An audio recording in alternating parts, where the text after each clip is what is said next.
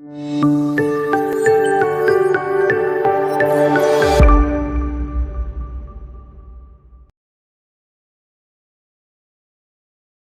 scheme is Pradhan Mantri Awas Yojana Gramin. There is an urban version of this same scheme with most of the features of the schemes are same. But the implementing agency or the nodal agency of these two schemes are different.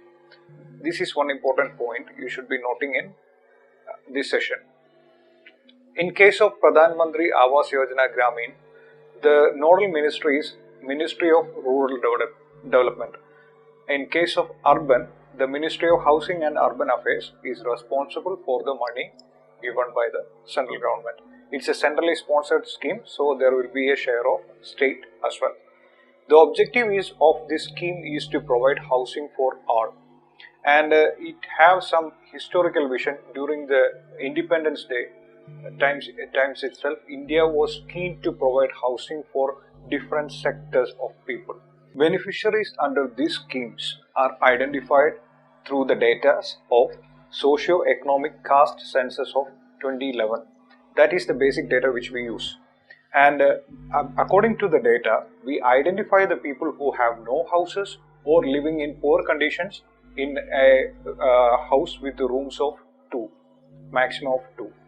And there are special privileges given to people belongs to SC/ST, minorities and other deprived groups. This is not a standalone project. It is having some assistance to the beneficiaries through other schemes as well.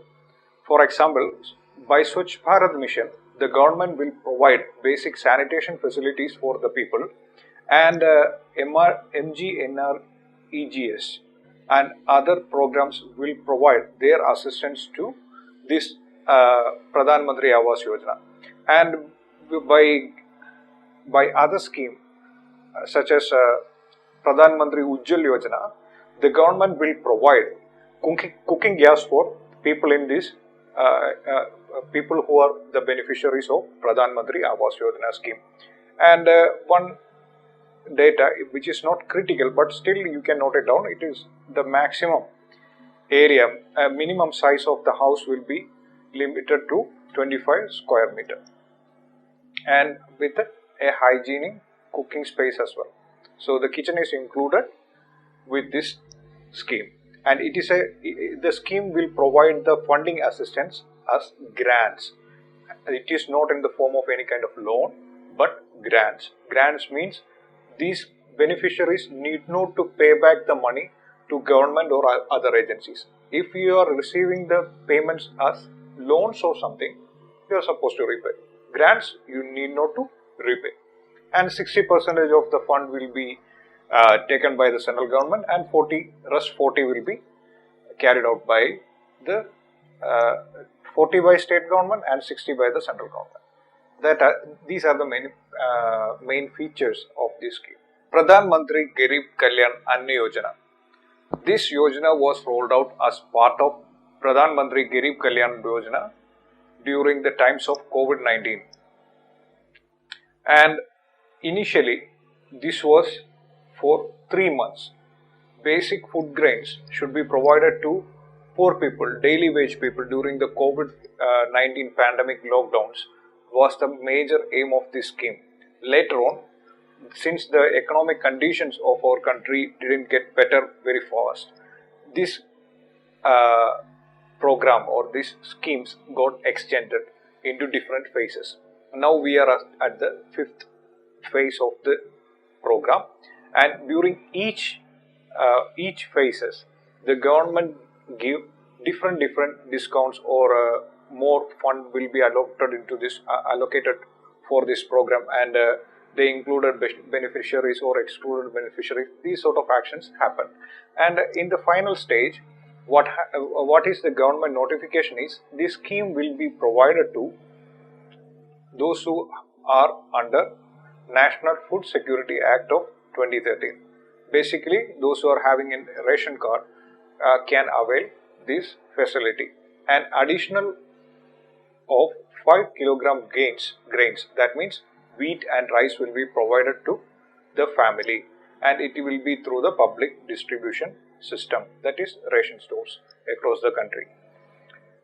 And daily wage workers, and people who are working in informal sectors, those are the major beneficiaries counted through this scheme. And basic feature and funding of this scheme, the major things you should be remember should be: one, the total expenditure of the scheme will be carried out by the central government, and they will provide the staple food grain, either wheat or rice, as well as 1 kilogram of pulses per month, along with their normal ration.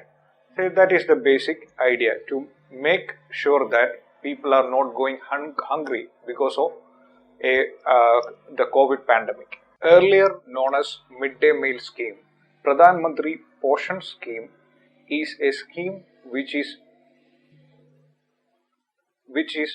rolled out by Ministry of Education, and it is a centrally sponsored scheme, and the first state to implement such a scheme in our country is Tamil Nadu. And the objective of the scheme, Pradhan Mantri Poshan or the midday meal scheme, is that it is to alleviate nutrition driven problems in our country among children.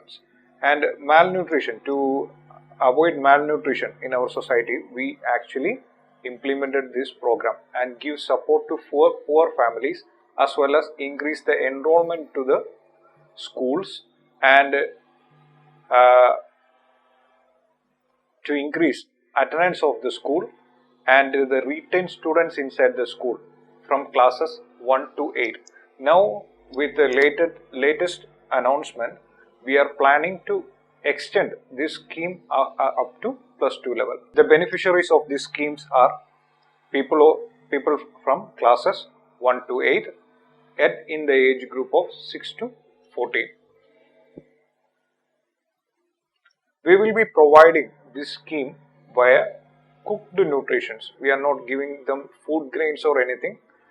Rather, cooked meal will be provided to the students. This is one point you should be noting down. The major institutions in which these schemes will be provided includes government schools, government aided school, special training centers, madrasas and maktabs. Those institutions should be supported by Sarva Shiksha Abhiyan, and schools under alternative and innovation education and the National Child Labour Project. Who are all the beneficiaries of all these institutions and projects? They will get they are the part of Pradhan Mantri Poshan scheme. In summer vacation we know that there are no schools running. So at that time, drought affected areas will be provided with children in the drought affected areas will be provided with food under this scheme. And based on this scheme, you should be noting down different committees and who is heading the committee. An empowerment committee is there. It is headed by Minister of Education. National Steering Monitoring Committee and Program Approval Board is there. Secretary of School Education and Literacy will be heading the committee, and State Steering Committee is there. State Chief Secretaries will be heading the committee, and district level committee. All these committees are for the implementation of this scheme. The implementation of this scheme is through 3 different models.